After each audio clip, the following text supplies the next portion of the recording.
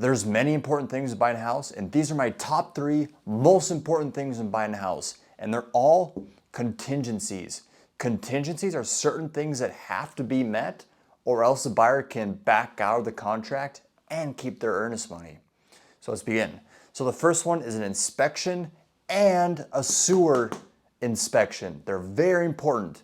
So in this, you get a home inspector to come out and look at the house, and he finds any problems, and the seller won't fix XYZ problems, or if the problem is a big red flag, the buyer can back out the contract and keep his earnest money. So what else does that mean? It protects the buyer from any hidden problems that the buyer may not know about or look about when looking at a house for the first time, maybe second time, that an inspector is trained upon to do. And also with the sewer line inspection, I think that one is super, super, super important. So they stick a certified person sticks a camera down the sewer line and look for any cracks, even roots in trees. And if the seller doesn't replace it, or if it's something really bad, like there's so many problems and the seller doesn't replace it, it gives so much leverage to the buyer, because that same thing is going to show up for the next buyer that looks at it, and even if, let's just say they don't replace it, the seller doesn't replace anything, at least the buyer understands this is something that's going to have to be paid for in the future that we know about, and it's not going to be a random big expense that comes out of nowhere, like you're expecting it, or even maybe the seller can repair a problem or fix a problem because it gives you so much leverage, because you can back out of the contract and the next person's probably going to find it anyways.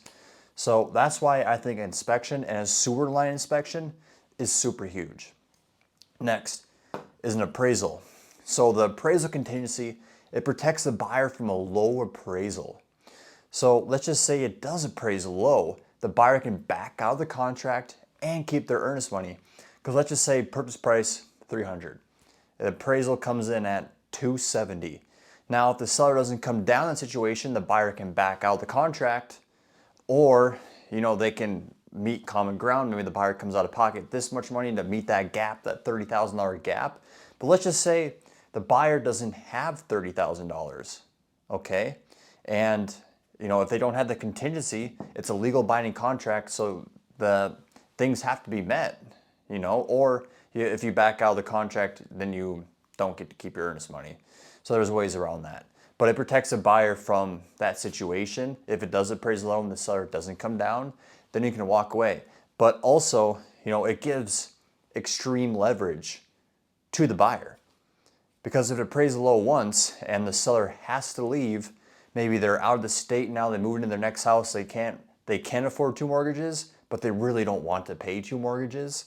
So that could give the buyer so much leverage where the seller's going to come down anyways, you have a cheaper monthly payment on your mortgage, boom, everyone's happy.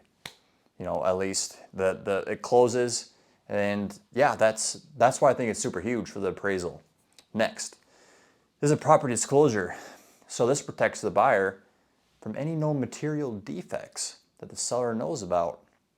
Like it's a big, huge document with, is this a problem? Is this a problem? Have you ever had water damage? Yes, no, unknown. And if the seller lies and it's found out that the seller's lying, well then they can get sued because material facts have to be disclosed. And if there's any misconception, I think I said that word right, well, the buyer can sue in the future after closing. And if this problem happens, the seller knew about it, didn't disclose it. So yeah, that's why it's pretty huge. And also, since there's so much information on that property disclosure, it gives the buyer an opportunity to back out if there is a red flag on that property disclosure. So hopefully you understand now these are top 3 most important things in buying a house. And no, it has nothing to do with like design, location. These are all the nitty-gritty stuff. Like you should get these. It's very recommended to get all of these. From the inspection, a house inspection, a sewer inspection, lean back to the appraisal, and also a property disclosure.